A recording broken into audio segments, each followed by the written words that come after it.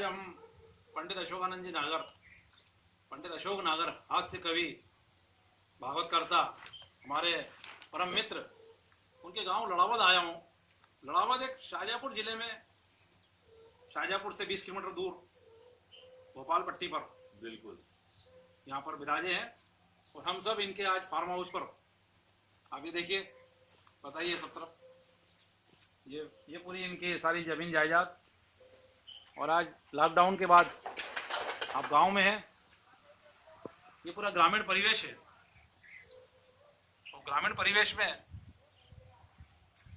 पंडित जी हमेशा गांव की बात करते हैं और गांव में माली में भी कई बार हंसा कर लोटपोट कर देते हैं। देश के बहुत बड़े संचालक भी हैं, मंचों के बहुत अच्छी भागवत भी करते हैं। अभी जो मुद्दा चल रहा है कृषि अधिनियम, जिसपे कई किसान सहमत है, कई असहमत है। तो चूंकि पंडित जी किसान भी हैं, वेल क्वालिफाइड है, एक रिटायर्ड पर्सन भी है, तो मेरी जिज्ञासा हुई कि पंडित जी आखिर ये हो क्या रहा देश में, क्यों कृषि अधिनियम पर आप थोड़ा कृषि अधिनियम पे आप अपने विचार रखें तो हमें ज्ञान।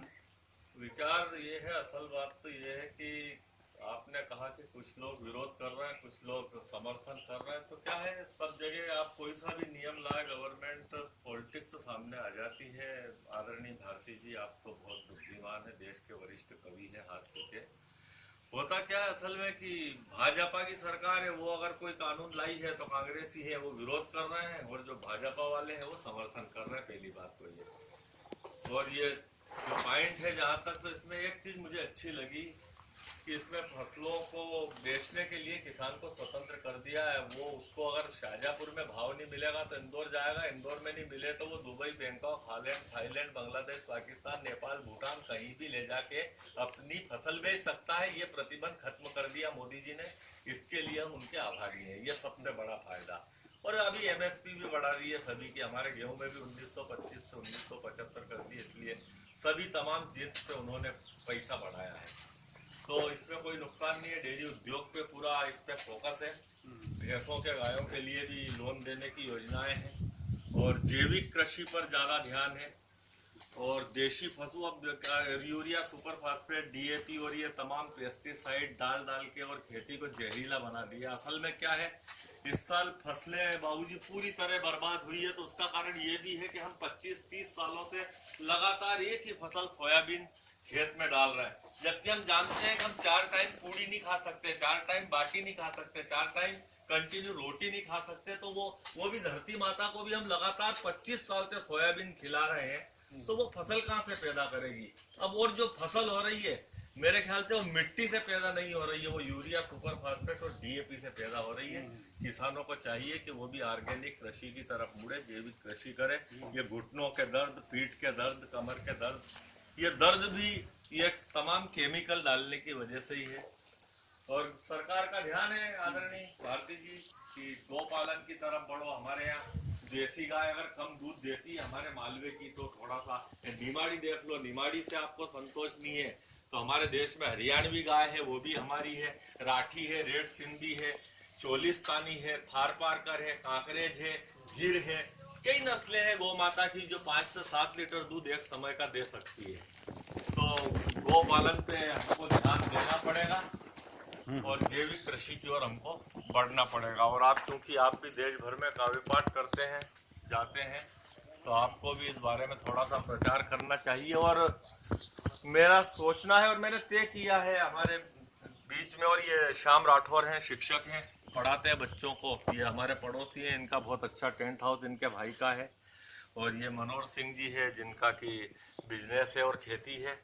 पीछे हमारे ये लोग जो आज कारीगर हैं या काम कर रहे हैं, तो वो लोग भी बैठे हुए हैं। मैं सबसे कहता हूँ, और अब कवि सम्मेलनों में भी हमको ये मुद्दा लाना है, ये मुद्दा कि भाई जैविक और ऑर्गेनिक कृषि और गौ पालन की तरफ मुड़ो और गोबर के खाद से खेती करो।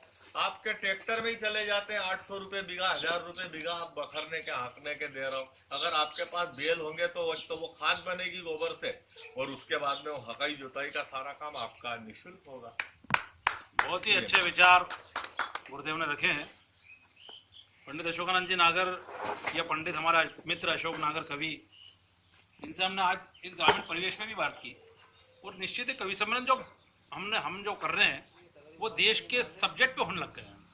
कभी जनसंख्या वृद्धि पे हो रहे हैं, कभी स्वच्छता पे हो रहे हैं, तो हमने कृषि अधिनियम पर भी चाह रहे हैं कि अब कभी लोग इस पे भी लिखे, नई बात कोई अच्छी बात है तो उस पर लिखे, क्योंकि नई सब्जेक्ट में आएगा। हम लोग पहले जो लिखते थे वो बहुत पाकिस्तान और वीर रस पर, अब जो नए इनोवेशन जो हो रहा है, जो इनोवेशन जो हो रहा है, कवि लोग अपनी अपनी नई नई बात पे जो लिख रहे हैं, उसके लिए निश्चित ही पंडित जी को बधाई। और मैं आशा करता हूं कि आपको जो ज्ञानवर्धक सूचनाएं मिली है पूरे देश को ये काम आएगी।